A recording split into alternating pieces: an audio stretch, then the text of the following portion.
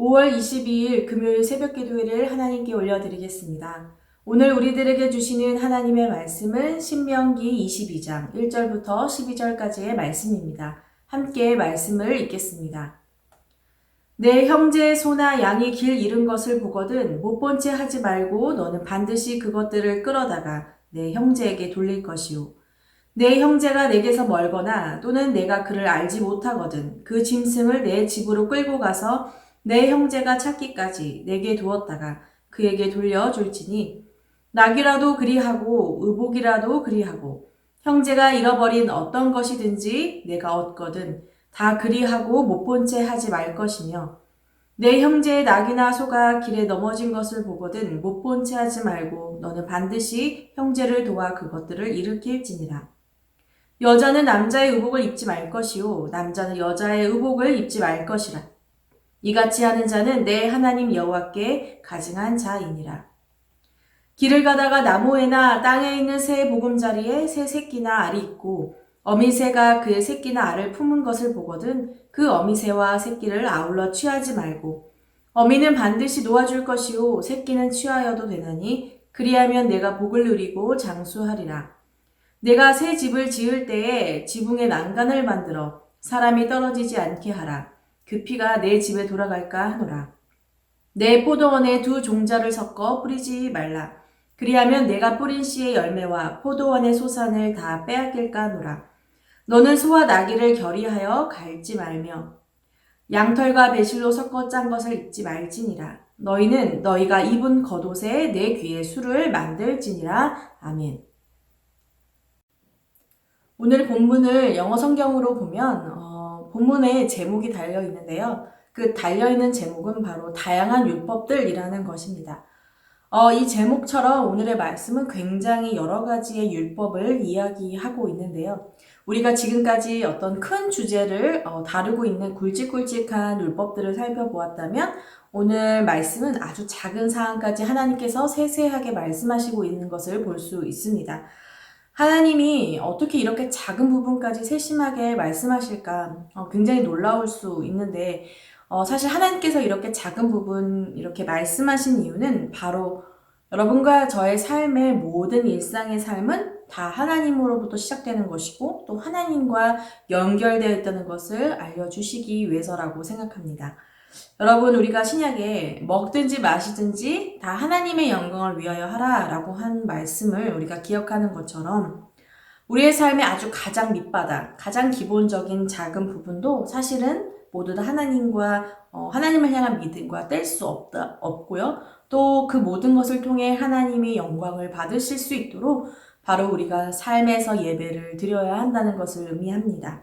따라서 여러분, 우리가 예배는 삶이다 라고 말할 때 그것이 함께 공적으로 드리는 그 예배를 통해 하나님을 향한 믿음과 사랑을 표현하고 올려드릴 뿐만이 아니라 사실 오늘 우리가 살아가는 하루 그리고 그 속에서 하나하나 행동하는 우리의 모든 삶이 결국 하나님을 향한 예배라는 것을 알 수가 있습니다. 무엇보다 우리의 삶이 예배가 되기 위해서 가장 필요한 것은 바로 하나님의 말씀이 우리의 삶 속에 자연스럽게 녹아져야 할 것입니다. 그래서 오늘 이스라엘 백성에게 주신 이 다양한 율법을 통해서 하나님은 우리들에게 삶의 예배가 무엇인지 우리가 삶 속에서 하나님을 어떻게 예배해야 하는지를 말하고 계십니다. 먼저 1절부터 4절까지에 보면 하나님은 내 형제의 소유에 대하여 이렇게 삶의 예배를 드리라 라고 말씀하고 있습니다. 1절의 말씀을 제가 대신 읽어드립니다. 내 형제의 소나 양이 길 잃은 것을 보거든 못 본 채 하지 말고 너는 반드시 그것을 끌어다가 내 형제에게 돌릴 것이요 라고 말씀하십니다. 여기서 하나님께서 아주 특수한 상황을 이야기하시는데요. 바로 내 형제의 소나 양이 길을 잃은 것을 보게 된 경우입니다. 여러분, 주로 소나 양이 길을 잃게 되었다라는 것을 볼 때 우리가 이 소나 양은요, 누군가의 소유물, 즉 재산을 의미합니다.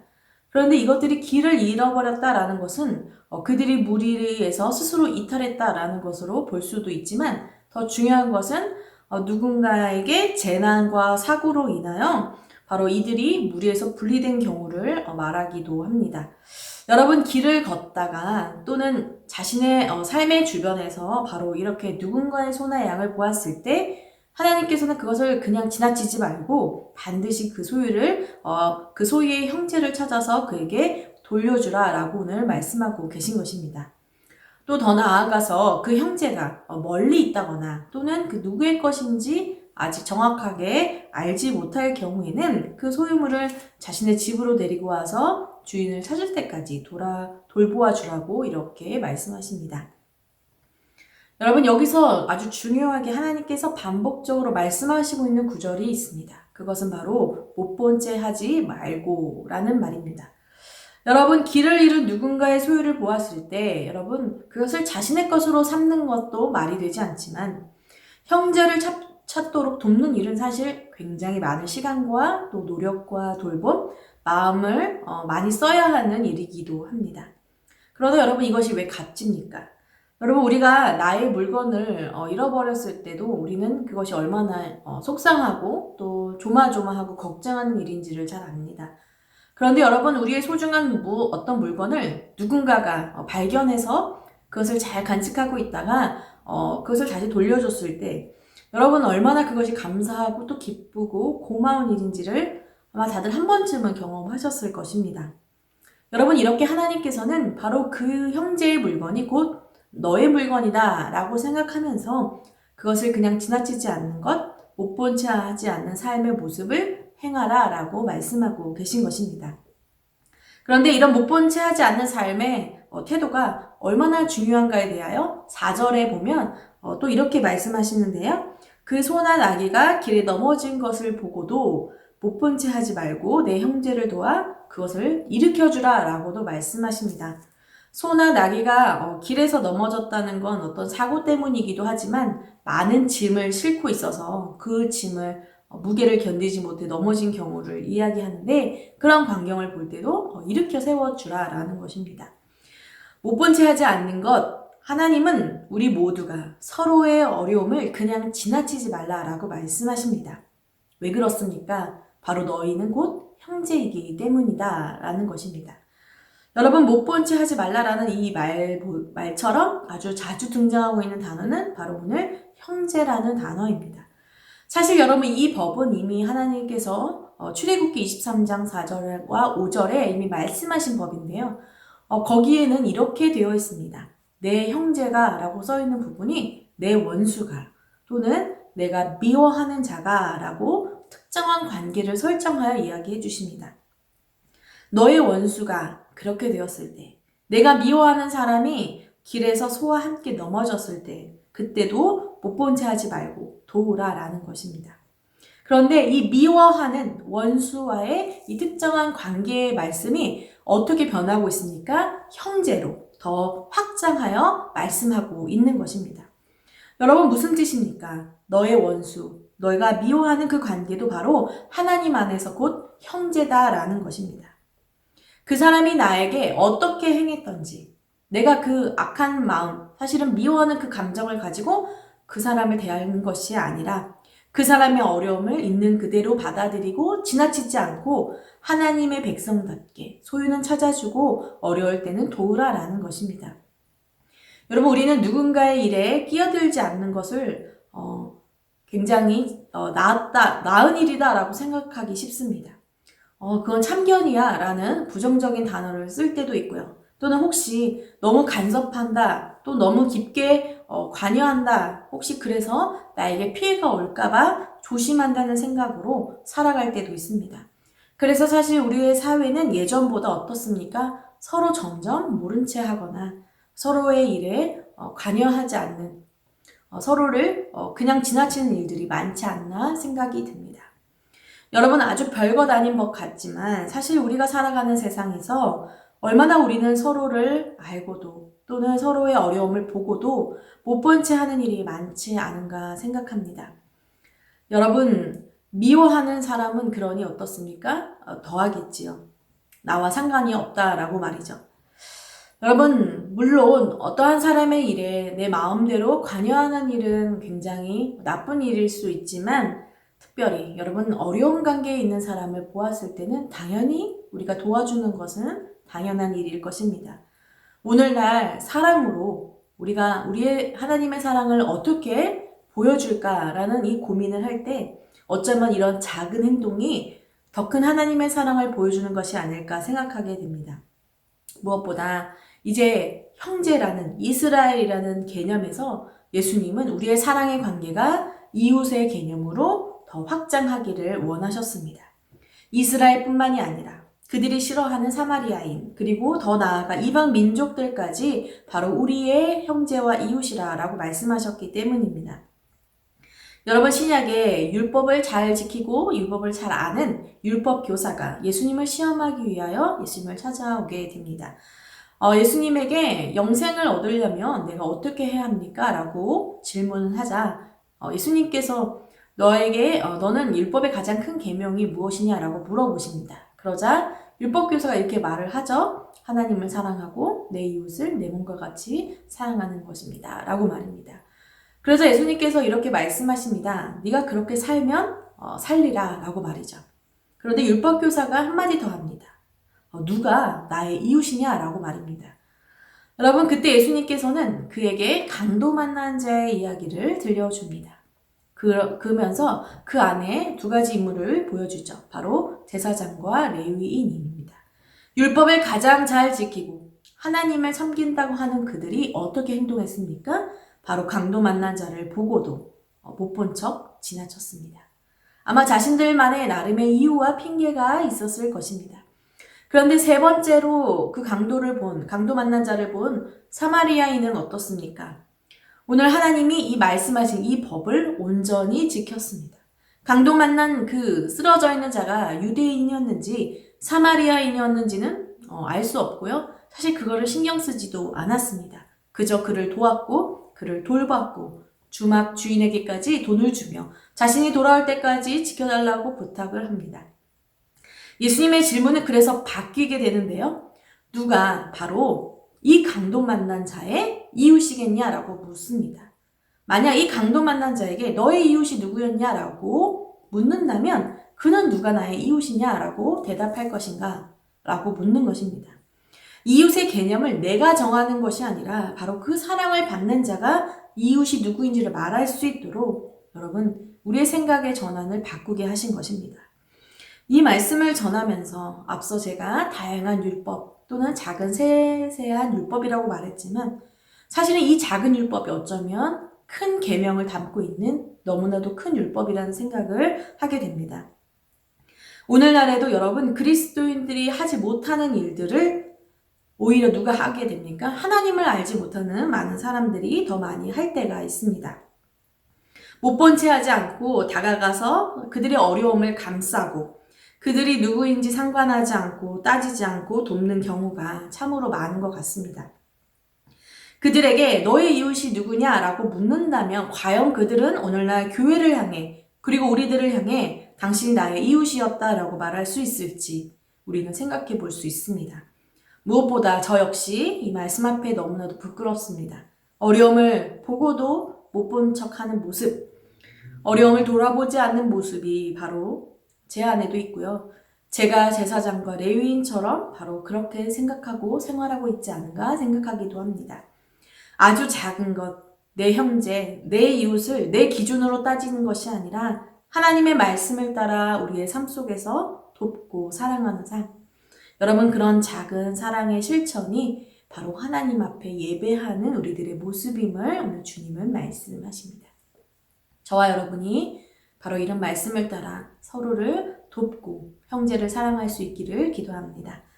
오늘 이제 5절부터는 짧게 하나님의 율법을 하나하나 소개하고 있습니다. 먼저 5절을 보면 여자와 남자의 의복을 서로 바꿔 입지 말라고 하면서 이것이 하나님 앞에 가증한 일이 된다라고 말하는데요. 여러분 여자와 남자의 의복을 바꿔 입는 것은 오늘날 여자가 남자의 옷을 바지를 입는다는 것이 잘못됐다라는 것이 아니라요.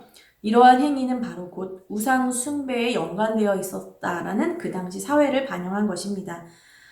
제사를 지내는 특별히 다른 신을 섬기는 그런 제사의 제도에 이렇게 성 역할이 뒤바뀐 채 그런 행동을 하는 것들이 있었을 뿐만이 아니라 그 당시 성 역할을 혼돈하여 그렇게 나쁜 관습으로 이것이 사용되었기 때문에 하나님께서 이 법을 금지하신다라는 것입니다.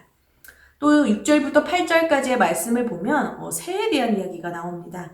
길을 가다가 나무나 땅에서 어미새가 새끼나 알을 품는 경우에 그것을 동시에 그 두 개 다 취하지 않고 어미새는 놓아주고 새끼나 알은 가져가도 된다라고 말씀하십니다. 여러분, 어미새를 놓아주는 이유는 바로 어미새에게는 새롭게 알이나 새끼를 낳을 수 있는 그 생산한 능력이 있기 때문입니다. 따라서 어떤 먹을 양식을 위해 알을 취할 경우는 가능하지만 어미새까지 취하지는 않도록 하게 하시면서 이 생태계가 온전히 잘 보존될 수 있게 하나님 말씀하고 계십니다. 여러분, 결국 이렇게 자연의 생태계가 온전히 잘 보존될 때 결국 이것이 누구에게 복이 되고 영향을 미칩니까? 바로 사람에게 복이 되고 사람의 생명을 장수하게 하는 것입니다. 그래서 하나님이 사람에게 주신 여러분 자연을 잘 다스려라 라고 하는 이 창세기의 복은 여러분 오늘날처럼 무분별하게 인간의 욕심으로 이 생태계를 마음대로 파헤치고 또 욕심으로 잡아 멸종시키는 바로 이런 모습과는 아주 상반된 모습임을 알 수 있습니다. 환경과 자연을 소중하게 대하는 태도야말로 결국 우리의 생명과 직결된다는 것, 그것을 기억하며 그렇게 생태계를 보존하라는 주님의 말씀이십니다. 사실 저희가 이렇게 바이러스로 이렇게 고생을 하고 있는데 여러분 이것도 어쩌면 인간이 바로 이 생태계를 하나님의 질서와 자연대로 사용하지 못한 그런 영향이 있기 때문인 것 같습니다. 결국 이것이 누구에게 반대로 영향을 주고 있습니까? 우리의 생명을 보존할 수 없는 그런 위협 속에 놓여 있다는 것을 기억합니다. 작은 일인 것 같지만 여러분 이런 것이 결국은 하나님의 자연을 보호하고 또 우리 자신을 보호하는 일임을 기억할 수 있기를 원합니다. 8절에는 여러분 건축에 대한 얘기가 나오는데요. 새로운 집을 지을 때 지붕에 난간을 만들어라 라는 것입니다. 여러분 이스라엘의 지붕은 평평했다고 합니다. 그래서 이 평평한 지붕 위에서 잠을 자기도 하고요. 휴식을 취하기도 하고 손님을 대접하기도 했다고 합니다. 지붕에서 많은 일들을 하다 보니 어떻습니까? 사람이 떨어질 위험에도 쉽게 처할 수 있게 되는 것입니다. 그래서 주인이 집을 지을 거라면 그 지붕에 난간을 잘 만들어서 사람을 보호하라 라고 주님이 말씀하고 계신 것입니다. 혹시나 안전부주의로 누군가가 죽게 되었을 경우 그 피해 죄값이 그 주인에게 돌아가지 않게 하도록 안전을 지키라라는 것이죠. 와, 이런 것까지 하나님이 말씀하실까 하고 생각이 들지만 여러분 우리의 삶 속에서도 안전을 항상 생각하고 나의 안전뿐만이 아니라 다른 사람의 안전까지 배려하고 지키는 일은 여러분 너무나도 중요한 기본적인 역할일 것 같습니다. 나의 이익을 위해서 또 어떤 돈을 아끼고자 이런 안전장치를 그대로 내버려 둔다거나 설치하지 않는다거나 또 오늘날 저희들이 지금 서로가 서로의 건강과 안전을 위해서 잠시 떨어져 있는데요. 여러분 이런 작은 하나하나도 사실은 서로가 서로의 생명을 소중히 대하는 그런 아주 중요한 역할이라고 생각합니다. 괜찮겠지 하는 마음 때문에 누군가의 생명을 앗아갈 수 있다는 것을 기억하면서 저희도 이런 하나님이 말씀하신 것들을 바라보며 아주 작은 것에서부터 실천할 수 있기를 기도합니다. 마지막으로 9절부터 11절까지의 말씀은 바로 섞는 것을 금하는 내용입니다. 하나님께서 포도원에 두 종자를 심지 말라고 하시고요. 소와 나귀를 한 멍에 매지 말라. 양털과 배실을 섞어 짜지 말라라고 말씀하시는데 사실 오늘날의 생활에는 이 말씀은 적합하지 않고 맞지 않는데요. 사실은 하나님이 이 말씀을 그 이스라엘 백성들에게 주신 것은 바로 혼합된 것을 금하라 라는 것이고요. 이것은 영적인 의미를 담고 있습니다. 다시 말해 하나님의 백성으로서 두 가지를 섞지 말라. 특별히 하나님과 다른 것을 겸하여 섬기지 말라라는 우상 숭배를 금하는 내용입니다. 가나안의 풍습, 가나안의 것들을 함께 섞어 하나님의 말씀을 훼손시키지 말라라는 것이지요. 여러분 구별함, 거룩함을 유지하라는 말씀인데, 여러분 오늘날 우리는 어떤 삶의 태도로 우리가 하나님의 백성의 삶, 거룩의 삶을 살아갈 수 있을까 생각해 보면, 여러분 무언가를 섞는 것, 이것이 물리적인 것이 아니라 바로 먼저는 우리의 마음이 두 마음을 품지 않도록, 우리가 앞에서 나눈 것처럼 하나님의 말씀과 세상의 것을, 다시 말해 이방 신들 또는 우상이 원하는 그런 것들을 섞지 않는 것, 여러분 우리의 마음을 온전히 유지하는 것에서부터 거룩의 삶을 실천할 수 있다라고 볼 수 있습니다. 무엇보다 여러분 가장 중요한 것은 바로 이러한 말씀은 우리의 삶에 날마다 기억하면서 우리의 삶에 녹아들게 하는 것이 중요합니다. 그래서 12절 마지막 절을 보면 너희는 너희가 입는 겉옷에 내 귀에 술을 만들지니라 라고 오늘 주님이 명령하십니다. 여러분 이스라엘 백성 겉옷 내 귀에 술을 단다는 것은 바로 여러분 그 술이 바로 말씀을 상징한다는 것이고요. 이 말씀을 기억하라 라는 말입니다. 이 말씀의 원래 본문인 민수기 15장 39절에서 40절의 말씀을 제가 대신 읽어드립니다.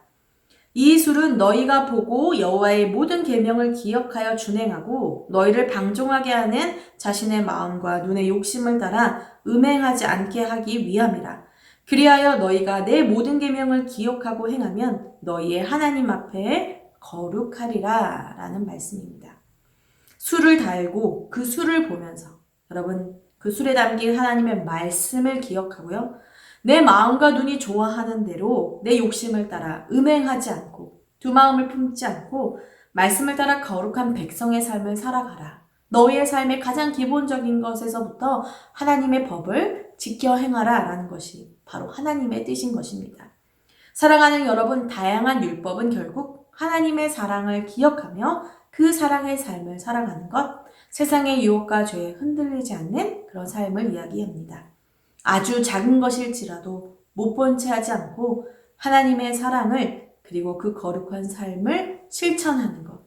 오늘 저와 여러분이 우리의 삶 속에서 어떻게 그 사랑을 실천할 수 있을지 그렇게 기억하며 그런 사랑을 실천할 수 있는 저와 여러분이 되기를 원합니다. 그래서 여러분, 소망 없는 세상이 바로 소망의 예수 그리스도, 특별히 저와 여러분의 삶을 통해 나의 이웃이 바로 우리 교회였다고, 바로 저와 여러분이었다고, 예수님이었다고 고백할 수 있는 그러한 귀한 만나교회의 모든 성도님들이 되시기를 원합니다. 무엇보다 어려움 가운데 있는 성도님들의 서로서로의 삶을 돌아보고 또 함께 도와주며 함께 사랑을 키워나갈 수 있는 저와 여러분이 될 수 있기를 기도하겠습니다. 오늘 이 말씀을 기억하며 함께 기도하겠습니다.